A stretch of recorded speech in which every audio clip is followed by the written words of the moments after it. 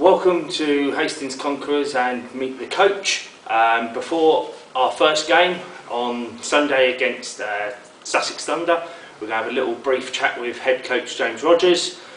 This is all part of our sponsorship deal with Macron Hastings for all your sports needs. So let's get round to James. Hey James. How you doing? What's your American footballing background?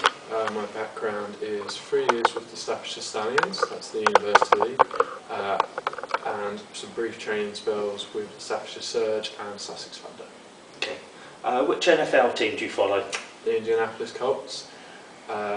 First team I saw on TV back in 2002, and I've stuck with it ever since. Okay, college side? Florida State. Florida State. Okay, this is the club's first ever league game. How do you feel pre-season has gone for you and the club? I think it's gone well. If you consider where we started, our roots back a year and a half, 2 years ago now, to where we are now, it's amazing. So, how our pre-season's gone, it's the first time for everyone, but we've made the best of it. We've taken advice on board from numerous coaches and numerous teams, and we've put together the best package I think we could put together. So I'm really happy with it in all. Okay. What has changed from this year to last?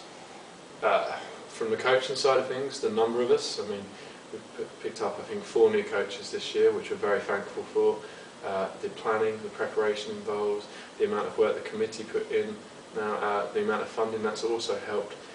So when you combine all of that together, the players are getting a much better experience, and we're playing better for that. Okay. Talk me through pre-season. What were the plans? How did it start, etc.? Sure. Okay. So when our original plan started, it was just myself and Rob, with Coach Martin turning up when he could, and it looks like it was going to be a massive uphill battle. And as I mentioned earlier, new coaches turned up, which was brilliant. It halves the workload. It meant everyone was getting more one-to-one attention, and because of that, expertise was being passed around, and everyone could improve at the same rate. It wasn't myself with one unit one day, another unit the other. So that was absolutely brilliant. So then, how the pre-season went, I mean, like so we all seen, we went off and had a scrimmage with the Mavs, and that was really good. It opened some of the rookies' eyes to what's coming in future, and they also got a real taste for the game, and you could see it in their eyes. They wanted to come back, they wanted more, and that's absolutely brilliant. Who's been the standout player for you so far in pre-season? Standout player for me has to be Jack Breyer at the moment. For those of you that don't know our team, Jack Breyer is the left guard.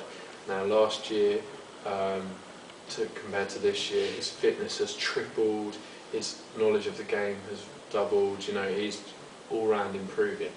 And I think the best part about it all is his attitude changed. He's gone from not wanting to learn, setting his ways, to now expanding his mind and trying multiple different techniques, and it's really, really visible on the pitch.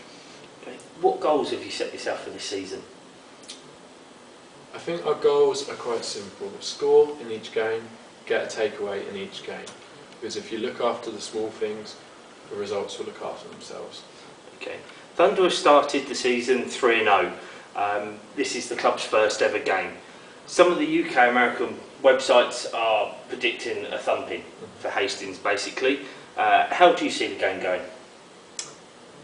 Well, I'll address that with these websites. I'd quite like them to approach us before saying a prediction, because they don't know us. But I think we can prove them wrong to a certain degree. Okay.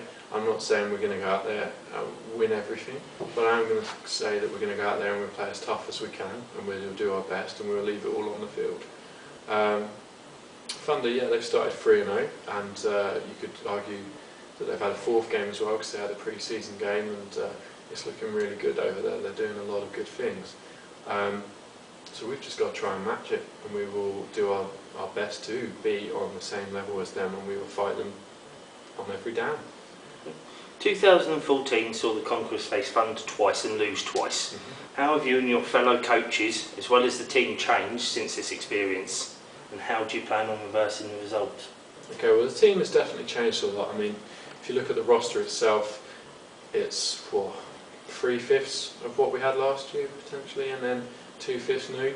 again, be that experienced player or brand new player, it's still a big difference. You know, I think, what do we have, 60 something signed up now, which is incredible. From the coaching point of view, again, we were a small coaching squad last year.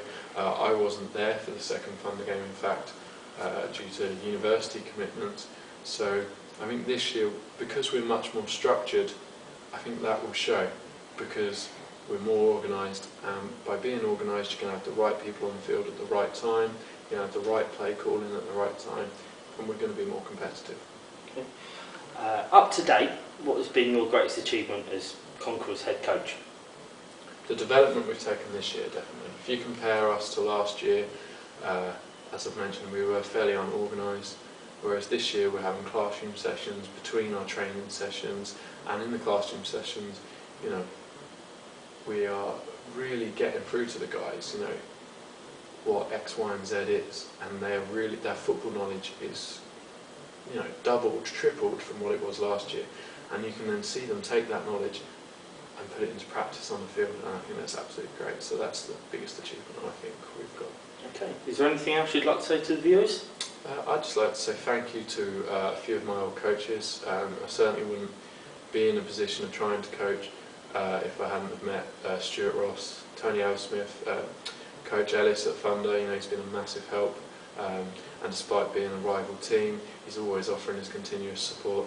And also Coach Warren Smart at the Wembley Stallions, again, he's been very helpful. So I'd say thank you to those guys. Okay, thank you very much, James. You're welcome.